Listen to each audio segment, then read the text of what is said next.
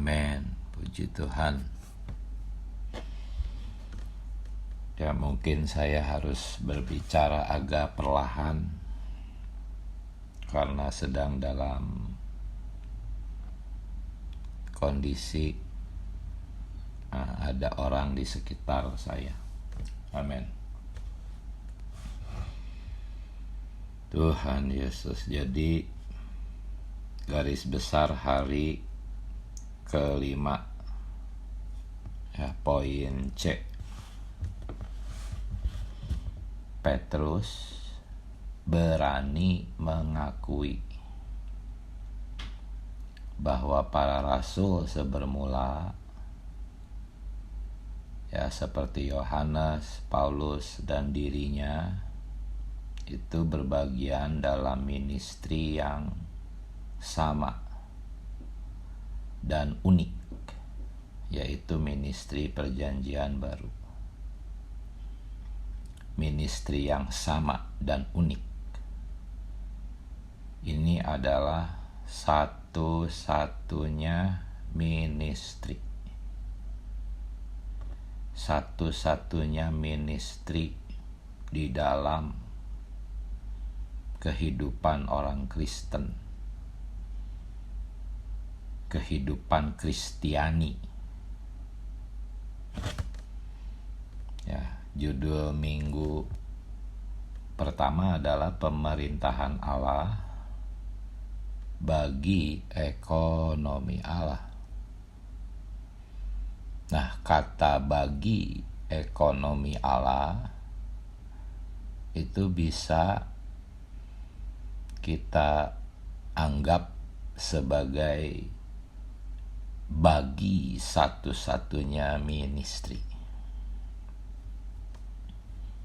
Ya, jadi judul minggu 1 kita bisa memaknainya bahwa pemerintahan Allah adalah bagi satu-satunya ministry.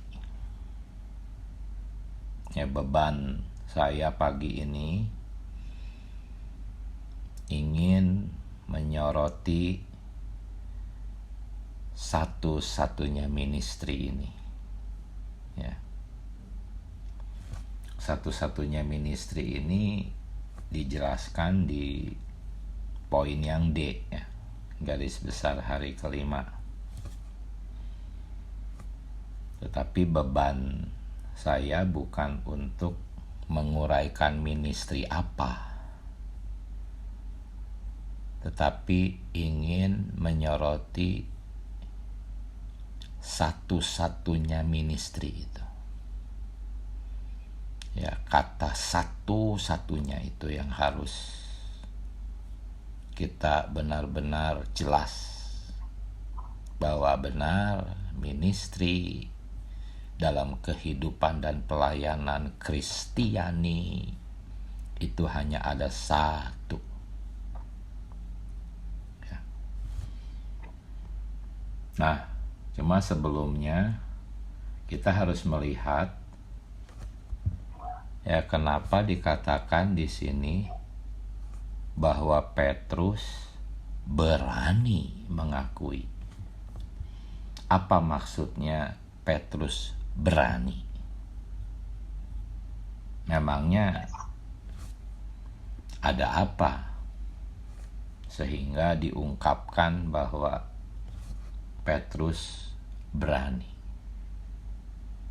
Ya. Berani mengakui bahwa dia itu ada dalam ministry yang sama. Kenapa ada kata berani di sini? Ya, sebetulnya Petrus itu berani terlihat lebih rendah dari Paulus yang pernah mencela dia. Bagaimana perasaan Anda terhadap orang yang pernah mencela Anda? Ya, di dalam Galatia 2 ayat 11 sampai 21. kita bisa melihat Paulus pernah mencela Petrus. Bagaimana perasaan Anda terhadap orang yang pernah mencela Anda? Ya. Mungkin Anda akan menghindar darinya. Anda tidak bisa mengapresiasi orang yang mencela Anda. Ya. Kita sering seperti itu. Sulit mengapresiasi orang yang pernah mencela kita. Tetapi karena Petrus menyadari bahwa di dalam kehidupan Kristiani dia harus berada di bawah pemerintahan Allah. Bagi apa? Bagi ekonominya. Bagi ekonominya di sini penerapannya itu bagi satu-satunya ministry. Petrus menyadari bahwa ministry hanya ada satu. Paulus ada di sana. Yohanes ada di sana. Aku mau di mana lagi? Di dalam satu-satunya ministry ini ada orang yang pernah mencela aku. Para pengikut Petrus mungkin memanas-manasi Petrus. Ya, supaya Petrus sudahlah dirikan saja ministrinya sendiri. Tetapi Petrus tidak berani mendirikan ministrinya sendiri. Petrus lebih berani merendahkan dirinya. Ya, seolah-olah dia lebih rendah dari Paulus. Inilah keberanian Petrus. Semoga kita pun berani seperti itu. Kadang-kadang ada satu situasi di mana kita tuh sepertinya harus memilih. Apakah kita rela kehilangan muka atau mempertahankan harga diri? Dan kita tidak berani kehilangan muka. Tetapi Petrus tidak tergoda untuk mendirikan ministrinya sendiri. Ya, karena dia menyadari bahwa hanya ada satu ministry. Saudara-saudari, hanya ada satu ministry. Anda tidak bisa terpisah dengan saudara-saudari lainnya. Walaupun Anda tidak merasa cocok, Anda pernah tersinggung dengan rekan koordinasi, dengan saudara-saudari di lokal Anda tidak bisa lari kemana-mana. Kita harus berani untuk kehilangan harga diri. Ya, demi apa? Demi mempertahankan diri di dalam satu-satunya ministry. Kalau Anda memisahkan diri, ya, Anda tidak berani kehilangan muka, ya, maka Anda pasti akan sama dengan kekristenan, terpecah belah, ya. Nah, di dalam Efesus 4 ayat 16, saudara-saudari, di sana kalau kita membaca catatan kakinya, ya, kata pelayanan semua bagiannya itu mengacu kepada para minister, ya. Dan para minister di dalam Efesus 4 ayat 16 itu punya kadar pekerjaannya masing-masing. Ya, dan Petrus menyadari, saudara-saudari, bahwa kadar pekerjaan Paulus itu lebih banyak dari dirinya. Padahal Paulus tidak menyertai Tuhan Yesus selama 3,5 tahun. Petrus itu murid yang paling sering diajak oleh Tuhan Yesus. Sementara Paulus mantan penganiaya jemaat. Jadi kalau Anda jadi Petrus bagaimana? Kedudukan Anda sebetulnya di mata para pengikut Petrus, ya, kedudukan si Petrus tuh lebih tinggi dari Paulus di mata pengikut-pengikutnya Petrus. Petrus itu murid yang paling dekat dengan Tuhan Yesus, yang paling sering diajak-ajak oleh Tuhan Yesus. Siapa Paulus? Mungkin pengikutnya seperti itu, ya, memanas-manasi. Tetapi Petrus menyadari karena dia benar-benar orang yang sudah ditanggulangi. Ya, dia sudah benar-benar dibakar oleh api sampai habis alamiahnya. Ya. Saudara Ali sangat mengapresiasi Petrus yang sudah ditanggulangi sedemikian jernih, tulus, dan surat-suratnya itu melengkapi apa yang tidak ada di surat-surat lainnya. Ya, demikianlah Petrus.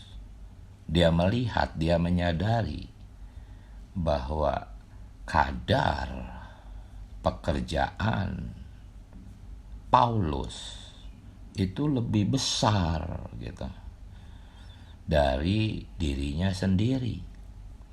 Dia membaca ini di mana? Dia membacanya di surat yang Paulus tulis gitu. Efesus 4 ayat 16. Ketika dia membaca tulisan Paulus, Paulus mengatakan di sana bahwa setiap minister itu punya kadar pekerjaannya masing-masing. Ya, kalau kita yang membaca tulisan orang yang pernah mencela kita, bisa nggak kita mengamenkannya? Ya, Petrus bisa, karena dia sudah ditanggulangi. Dia mengamenkan tulisan Paulus yang pernah membuat dia kelihatan kecil, mempermalukan dia di depan umum. Dia menyadari bahwa benar tulisan Paulus, bahwa Paulus memiliki kadar pekerjaan yang lebih besar dari dirinya. Oh, betapa indahnya ya sifat Petrus yang telah ditanggulangi ini ya. Nah, untuk itulah kita harus mengapresiasi ya sikap Petrus yang mengapresiasi tulisan Paulus. Ya, dasar sikap Petrus apa? Adalah Petrus menyadari bahwa hanya ada satu-satunya ministry di dalam kehidupan Kristiani, orang-orang Kristen. Petrus menyadari dia harus ada di bawah pemerintahan Allah. Dia tidak berani memisahkan diri. Dia harus menggabungkan dirinya dengan Paulus. Ya. untuk satu-satunya ministry. Ya, itulah yang dimaksudkan Petrus ketika dia berkata dalam ayat yang tadi kita doa bacakan ya, bahwa Paulus juga membicarakan hal-hal ini. Apa hal-hal ini? Hal-hal ini itu adalah hal-hal yang diutarakan oleh Petrus, kecuali mengenai langit baru dan bumi baru. Ya. Jadi seolah-olah di sini kita bisa melihat Petrus ya ingin menunjukkan bahwa dia itu bersama dengan Paulus gitu. Dia tidak berbeda dengan Paulus. Ya. Misalnya Anda sedang mengutarakan sesuatu kepada orang-orang di sekitar Anda tentang suatu kebenaran tertentu. Dan untuk meyakinkan orang-orang di sekitar Anda, maksudnya saudara-saudari, ya Anda berkata, ini apa yang saya sampaikan itu adalah perkataan saudara Li loh, gitu. Kenapa kita bawa-bawa nama saudara Li? Karena Anda merasa saudara Li lebih besar dari Anda. Ya. Kita sering seperti itu untuk meyakinkan saudara-saudari. Kita bawa nama saudara Li. Kita kutip perkataan saudara Li. Kita tunjukkan bahwa saudara Li itu berbicara hal-hal ini, gitu. Ya. Nah, itu maksud Petrus ketika dia berkata bahwa Paulus juga berbicara hal-hal ini. Maksud Petrus tuh, Paulus yang lebih besar dari aku juga membicarakan hal-hal ini. Ya. Petrus tuh ingin menunjukkan bahwa dia sama dengan Paulus. Kenapa? Karena Paulus memang kadar pekerjaannya lebih besar gitu. Kalau Petrus merasa dia lebih besar, nggak perlulah pakai nama Paulus untuk mengkonfirmasi tulisan Petrus, ajaran Petrus. Nggak perlu. Siapa sih Paulus? Aku nggak perlu bawa-bawa nama Paulus. Aku lebih besar kok. Tetapi Petrus merasa Paulus lebih besar dari dirinya sendiri. Sebetulnya ini yang dimaksud Filipi 2 ayat 3. Ya, menganggap yang lain lebih utama. Ya, sesungguhnya belum tentu Paulus lebih besar kalau di mata Allah. Ya. Hanya kadar pekerjaannya lebih besar. Saudara Li banyak menunjukkan keistimewaan surat Petrus. Ya. Secara kualitas itu sama sebetulnya. Semuanya emas, tidak ada emas yang lebih baik dan tidak ada emas yang lebih buruk, nggak ada. Hanya Petrus ya memang merasa Paulus lebih utama. Ya, Filipi 2 ayat 3 tuh benar-benar tersusun di dalam dirinya. Ya, dia betul-betul tulus merasa, bukan pura-pura, bukan munafik. Dia benar-benar menganggap Paulus lebih besar dari dirinya. Sehingga dia menggunakan nama Paulus untuk mengkonfirmasi ajarannya, tulisannya. Sama seperti kita. Kita sering menggunakan orang-orang yang besar untuk mengkonfirmasi pernyataan kita. Ya. Kalau orang itu tidak lebih besar dari kita, ya kita nggak mungkinlah menggunakan nama orang itu untuk mengkonfirmasi pernyataan kita. Ya, inilah yang dimaksud di FKKP bahwa Petrus berani mengakui. Ya, ini sebetulnya adalah berani dianggap lebih rendah, gitu, saudara-saudari. Tetapi bebannya bukan soal berani menjadi lebih rendahnya, bukan itu poinnya. Kenapa Petrus berani lebih rendah di bawah Paulus? Karena satu-satunya ministry itu, ya, itu poinnya. Ya, hanya ada satu ministry, saudara-saudari.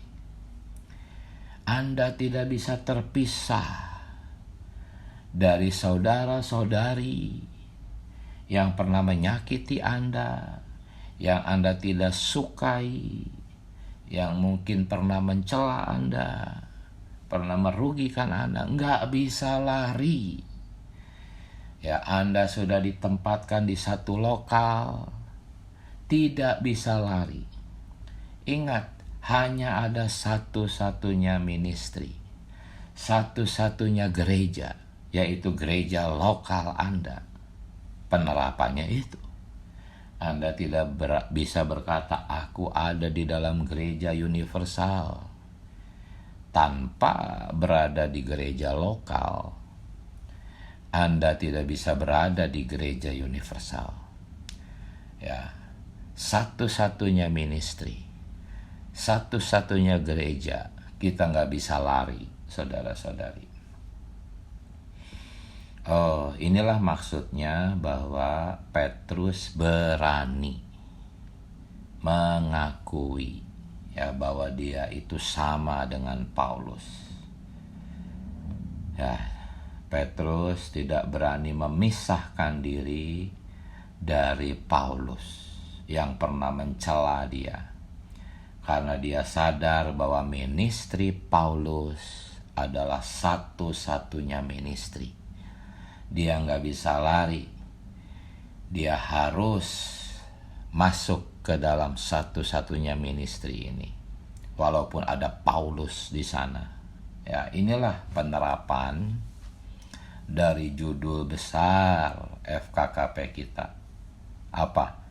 Hidup di bawah pemerintahan Allah, ya, bagi ekonomi Allah, ya. Nah, saudara-saudari, mengenai satu-satunya ministry ini, ya, dikatakan dalam Efesus 4 ayat 16 tadi, bahwa seluruh tubuh diikat menjadi satu, ya, oleh tubuh itu sendiri. Ya, Petrus menyadari dia diikat, dia sudah terikat. Ya, dia tidak bisa memisahkan diri. Tetapi lihatlah kondisi kekristenan hari ini yang begitu mudahnya mereka mendirikan ministry masing-masing. Tersinggung sedikit, sudah pisah, masing-masing mendirikan ministrinya masing-masing. Kacau, terus terpecah belah. Kenapa? Karena mereka tidak menyadari bahwa dalam kehidupan orang Kristen, kehidupan Kristiani, hanya ada satu-satunya ministry, ya. Dan Efesus 4 ayat 16, ya, tubuh itu mengikat, saudara-saudari, menjadi satu.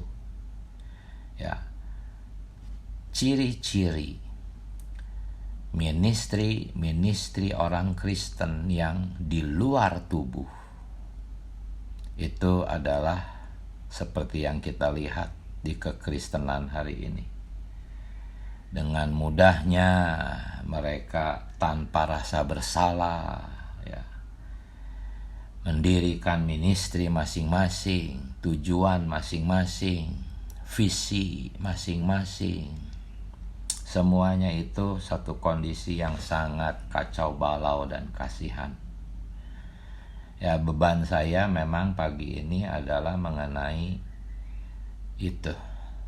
Frase ministri yang sama, ministri yang unik, satu-satunya ministri. Inilah poin penting di hari kelima ya saudara-saudari. Nah, memasuki hari ke-6, beban saya tetap sama. Ya, saya ingin membicarakan hari ke-6 itu dari beban ini, satu-satunya ministri. Sebetulnya hari ke-6 itu berisi ringkasan surat Petrus, ya, 8 pasal surat Petrus diringkas di dalam hari ke-6. Nah, saudara-saudari bisa baca baik-baik itu ya.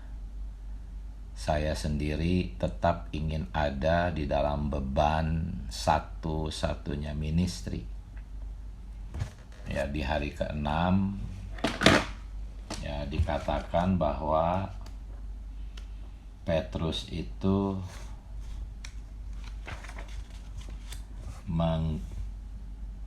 menyingkapkan atau membicarakan apa yang dibicarakan oleh nabi-nabi perjanjian lama. Ya. Hal-hal yang dinubuatkan oleh nabi-nabi perjanjian lama. Ya. Dia sampaikan di dalam suratnya. Nah, apa kaitannya perjanjian lama dengan perjanjian baru? Sekali lagi, satu-satunya ministri, ekonomi Allah, itu mulai dari Kejadian, menyusuri seluruh perjanjian lama, sampai perjanjian baru, diakhiri kitab Wahyu, itu menjadi satu kesatuan. Seluruh nabi perjanjian lama dan para rasul perjanjian baru ada di dalam satu-satunya ministri, saudara-saudari. Walaupun satu-satunya ministri di sini ada dua aspek ya. Ministri perjanjian lama dan ministri perjanjian baru. Tetapi keduanya satu. Saudara-saudari, perjanjian baru itu tidak muncul sendiri. Ya. Tidak muncul dari sumber yang berbeda. Ya. Saudara kita mengatakan bahwa Anda tidak akan menemukan sesuatu yang benar-benar baru di dalam perjanjian baru. Anda tidak akan dapat menemukan di dalam perjanjian baru sesuatu yang benar-benar baru dan terpisah dari perjanjian lama. Inilah yang saya perhatikan dari tulisan Petrus yang menyingkapkan nubuat-nubuat nabi perjanjian lama. Pelajarannya adalah kitab perjanjian lama kita itu bukan Alkitabnya orang Yahudi, bukan ya. Kalau mengatakan bahwa kita menggunakan Alkitabnya orang Yahudi, itu salah. saudara-saudari. Kecuali kita menolak perjanjian baru. Barulah kita menggunakan Alkitab orang Yahudi. Ya, kenapa saya mengatakan ini? Karena kita sering dituduh oleh agama-agama lain bahwa kita tuh menggunakan Alkitab orang Yahudi katanya. Tetapi kita mencela orang Yahudi. Tidak, ya.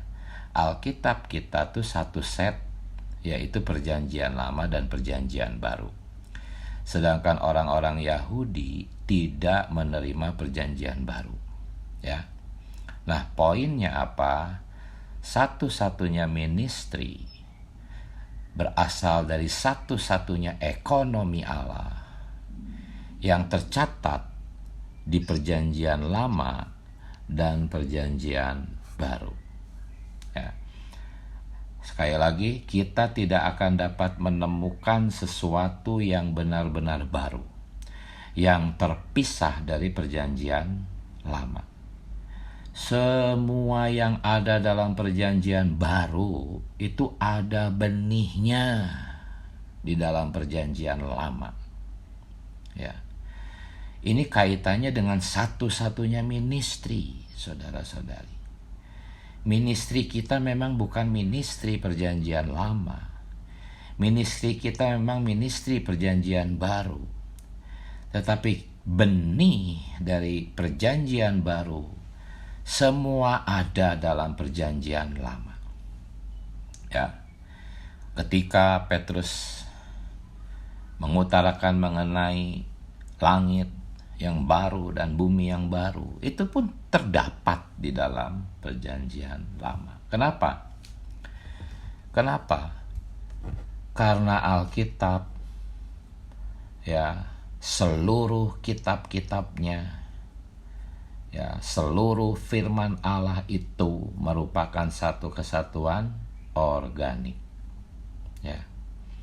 Ministry firman dalam perjanjian baru itu berdasarkan pada pembicaraan ilahi dalam perjanjian lama. Tidak dapat terpisahkan, saudara-saudari. Ya, Allah memakai 40 orang, ya, sekitar 40 orang menulis perjanjian lama, menulis perjanjian baru. Ya, namun mereka menyampaikan satu kesatuan. Ya, satu-satunya sasaran Allah. Ya. Di awal Alkitab ada pohon hayat. Di akhir Alkitab juga ada pohon hayat. Ini karena Alkitab itu satu kesatuan dan satu sasaran, saudara-saudari. Inilah yang mendasari kita, ya, bahwa jikalau kita benar-benar mau memegang teguh Alkitab, pasti kita tidak akan terpecah belah. Kita akan menjadi orang seperti Petrus, ya, tidak berani memisahkan diri dari satu-satunya ministry, ya, ministry ekonomi Allah. Ya, saudara-saudari, jadi pagi ini, ya, saya ada bebannya itu. Walaupun di hari ke-5 dan hari ke-6 itu membicarakan banyak poin, saudara-saudari bisa menikmatinya, ya. Kita harus terus melatih roh kita mengontak firman, sehingga firman itu menjadi roh dan hayat, ya. Di dalam satu tubuh hanya ada satu roh, ya. Demikian juga di dalam satu Alkitab hanya ada satu roh firman. Ya, Yohanes 6 ayat 63 mengatakan, firman yang kukatakan adalah roh dan hayat. Pertama-tama adalah firman. Firman ini berinkarnasi, ya, menjadi manusia, dan manusia ini menjadi roh pemberi hayat, dan roh ini diwujudkan di dalam firman perjanjian baru. Ya, tetapi firman perjanjian baru itu semua ada benihnya dalam perjanjian lama. Pelajaran yang sangat penting untuk kita terapkan hari ini ke dalam kehidupan kita apa, saudara-saudari? Ya, ingat, jangan pernah memisahkan diri dari saudara-saudari di lokal Anda. Ya, mungkin penatua menyinggung perasaan Anda. Mungkin Anda melihat para pewajib tidak pantas sedemikian. Mungkin ada saudara-saudari yang pernah mencela Anda. Ya, ingat Petrus. Petrus berani, saudara-saudari. Berani terlihat lebih rendah. Ya. Dan memang Petrus merasa lebih rendah dari yang lain. Dan memang Petrus itu benar-benar menganggap yang lain lebih utama. Jadi Tuhan memimpin saya untuk membagikan beban ini. Saudara-saudari boleh berbagi nikmat, memperkaya, menambahkan apa yang belum saya sampaikan, yang juga disampaikan di hari kelima dan hari keenam, ya. Silahkan. Puji Tuhan, saudara-saudari. Saya izin mute. Amin. Amin. Puji Tuhan. Silakan bagi nikmat saudari, terang yang didapat boleh disampaikan.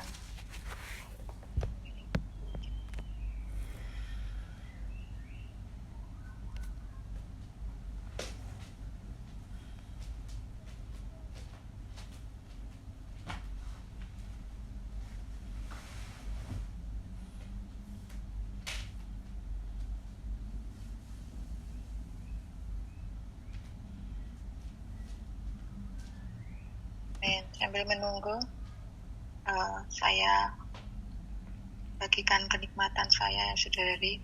Puji Tuhan, mengenai beban saudara tadi ya, satu-satunya ministry dalam kehidupan orang Kristen. Tuhan Yesus, hari ini kita ada dalam ministry perjanjian baru. Tapi ternyata ministry perjanjian baru ini erat kaitannya dengan ministry perjanjian lama. Jadi perjanjian lama itu adalah benih dari ministry ilahi ya, yang hari ini akan digenapkan di dalam ministry perjanjian baru.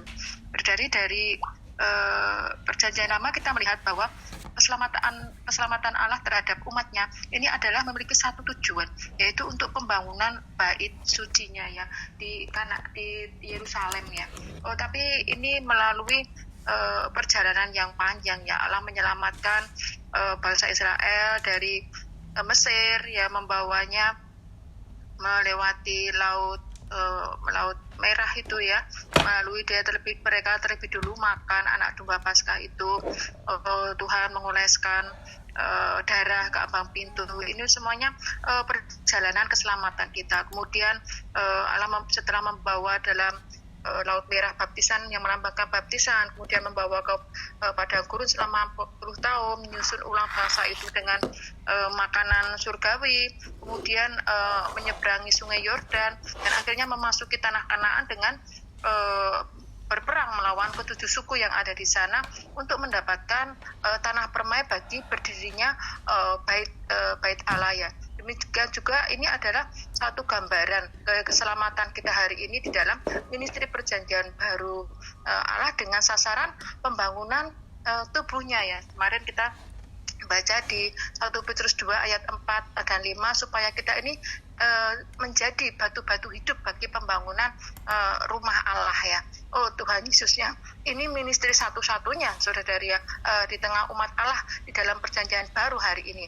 Untuk itu kita perlu belajar dari para rasul ya, Rasul Petrus, Rasul Paulus ya. Semuanya itu ternyata berkoordinasi bersama untuk menggenapkan ministry unik Allah, yaitu pembangunan tubuhnya, sehingga mereka ada satu keharmonisan yang cantik ya, koordinasi yang cantik untuk mewujudkan ministry ilahi di dalam perjanjian baru ini. Dari kita melihat Rasul Paulus, Rasul Petrus hanya memiliki satu motivasi. Mereka benar-benar memiliki roh yang murni, hati yang murni bagi kehendak Allah saja, yaitu Kristus dan gereja. Hari ini kenapa banyak problem ya di tengah umat Allah? Karena anak-anak Allah tidak memiliki hati yang murni. Anak-anak Allah tidak melihat satu-satunya ministry ini. Mereka pada kepentingan diri sendiri. Oh Tuhan Yesus ya, ketika kita ini senantiasa melatih roh kita, berpaling kepada roh kita sebagai pusat ya pekerjaan Allah di dalam diri kita, maka melalui penanggulangannya saudara ya, penghakimannya hari demi hari, saya percaya Allah akan terus memurnikan hati kita ya semua, sehingga tidak ada problem terhadap pekerjaan pelayanan kita ya saudari. Kita hanya memiliki satu motivasi, kita hanya memiliki tujuan yang tunggal, murni, Kristus dan gereja. Kepentingan diri sendiri ya, peninggian diri sendiri bergolong-golong pasti akan disingkirkan. Oh mulia bagi Tuhan, kiranya kita semuanya terus bisa nampak ya perkara unik ini, bersatu-satunya ini melalui senantiasa memiliki penghidupan yang terikat dengan Tuhan juga terus ada di dalam penghidupan tubuh adalah satu-satunya jalan kita diselamatkan daripada perpecahan saudara ya, bergolong-golongan, sehingga ministry yang satu ini bisa menjadi bagian di dalam pelayanan kita hari ini di dalam penghidupan tubuh. Puji Tuhan, mulia bagi Tuhan. Silakan saudari dilanjut persekutuan saya. Amin. Silakan saudari-saudari, saudara-saudari. Amin. Saudari yang belum pernah membagikan kenikmatan berlatih, silakan. Saudara yang terbiasa berbagi nikmat juga silakan. Dari Nora, dari Lince, Arisa, Anggo, saudari Michael, ada saudari Michael, maaf. Silakan saudara Michael. Dari Marta juga ada.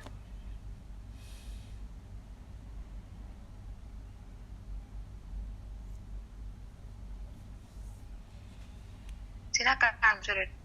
Dari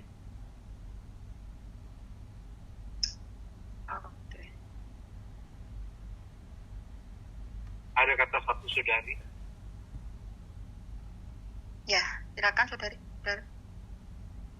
Ya, saya menikmati berita yang saudara sampaikan, menyatakan ministry itu hanya ada satu, yaitu ministry yang murni dan dari alam kita.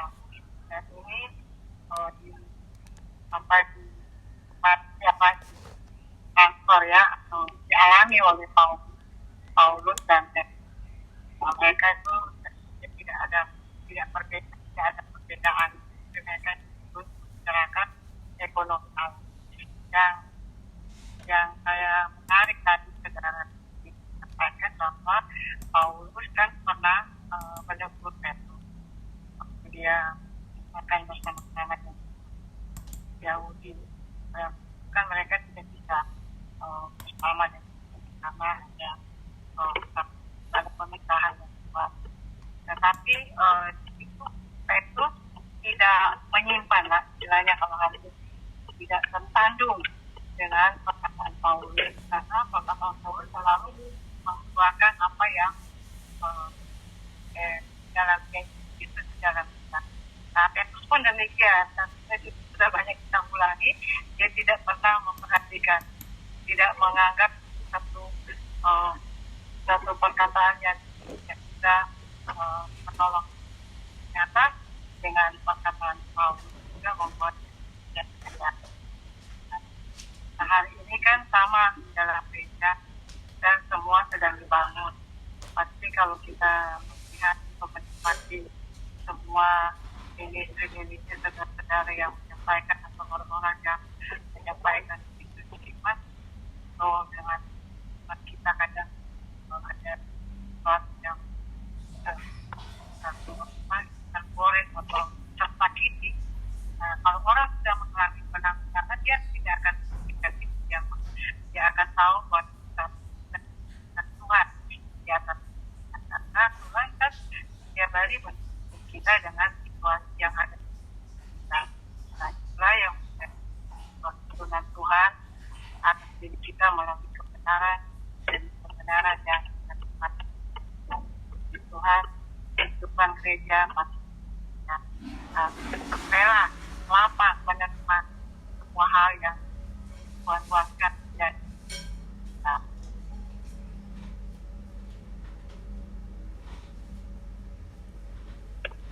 Apa-apa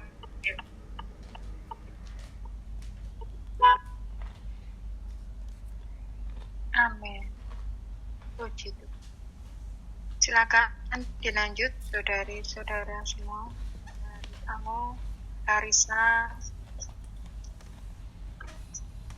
ya, Saudara Agus, silakan.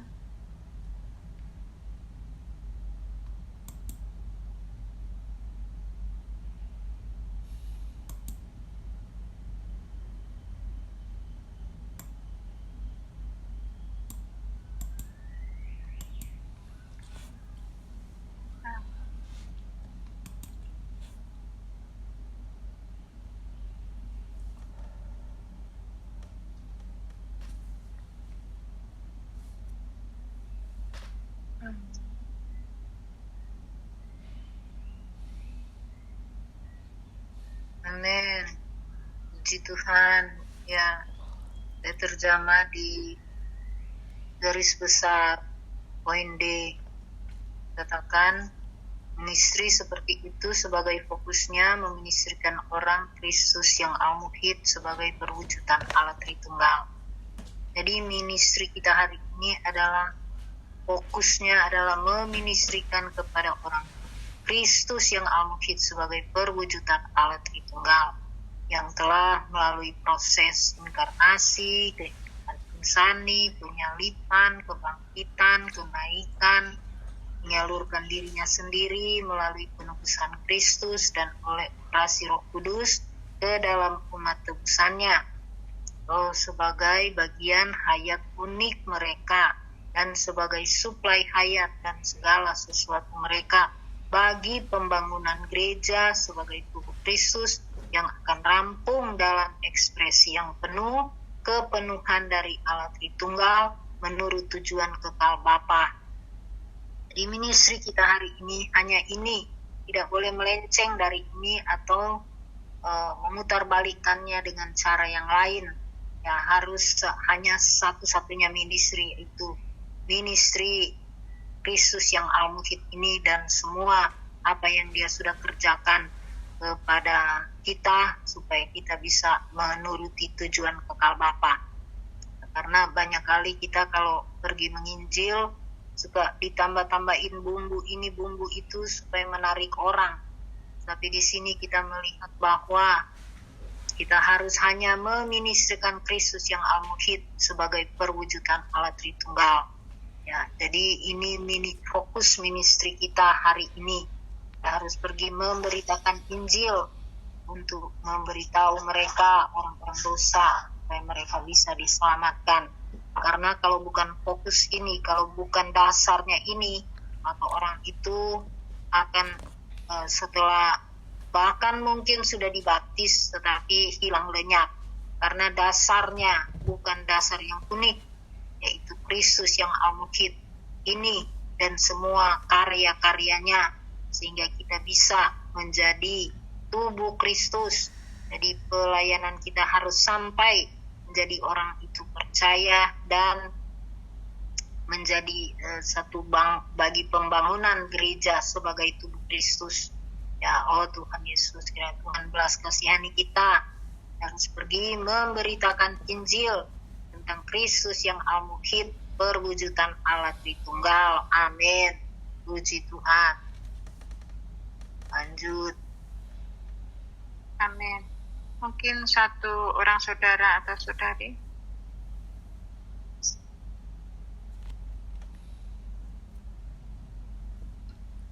Silakan saudari Useria si Tumorang. Buka mic.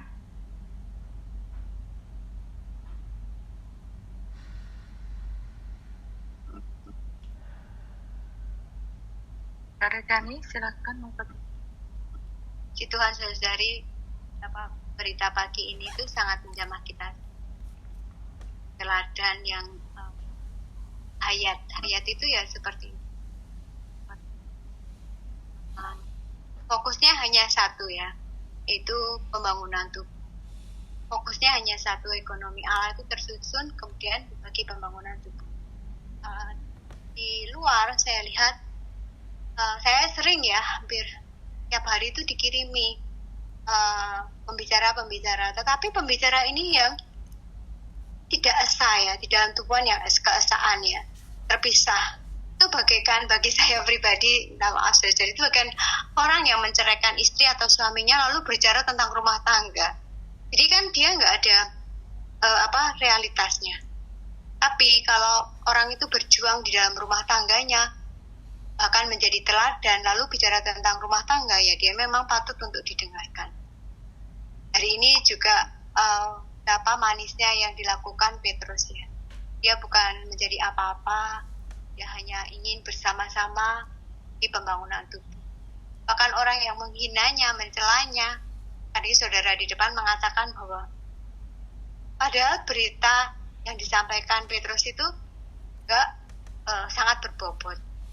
Sama ya, Paulus juga berbobot. Tapi Petrus bisa mengapresiasi Paulus. Ini semua karena realitas dari pertumbuhan Tuhan di dalam dirinya. Dengan murni bisa mengapresiasi saudara-saudari yang merendahkan. Karena tujuannya bukan untuk direndahkan atau ditinggikan ya, tapi untuk pembangunan. Betapa manisnya ya apabila di setiap kaum saleh itu ditanggulangi oleh saudara-saudari itu lalu menerima di dalam roh. Jadi oke, gak apa-apa. Dia merasa sama pentingnya satu sama lain. Yang rendah juga penting, yang tinggi juga penting. Yang penting adalah bagi pembangunan tubuh Kristus. Amin.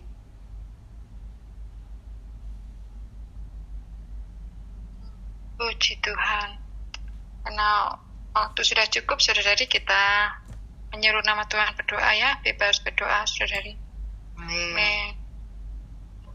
Oh Tuhan Yesus. Amin.